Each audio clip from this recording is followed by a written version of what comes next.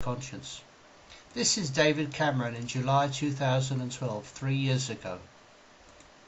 David Cameron prepared to halt immigration of Greeks into the UK. Prime Minister says it would be in the UK's interest to impose stringent border controls if Greece is forced to leave the euro.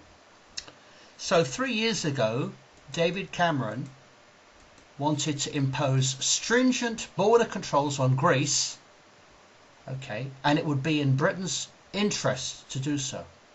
He would be prepared to halt immigration of Greeks into the UK. Now that's very strange, because 3 years later David Cameron is prepared to welcome hundreds of thousands of Islamic fanatics to live in the UK. Now I want to tell you a little bit more about Greece. Greece is a NATO member since 1952. It's been in the EU since 1981.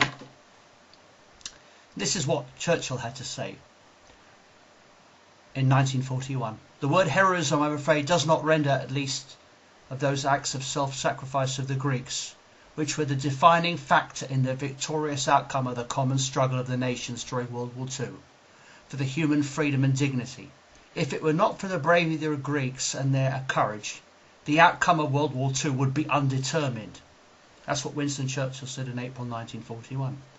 But don't take Churchill's word for it. What about Hitler? Hitler said this: "For the sake of historical truth, I must verify that only the Greeks, of all the adversaries who confronted us, fought with bold courage in highest disregard of death." That was May 1941, and that's what Hitler said.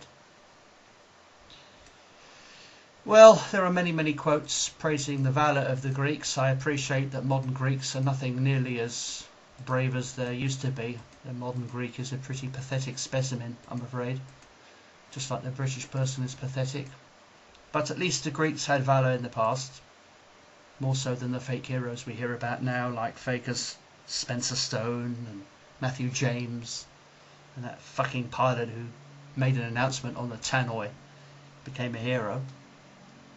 But as I said, in July 2012, David Cameron wanted to take a tough line on Greece, a country that was been Britain's ally for many years, centuries in fact.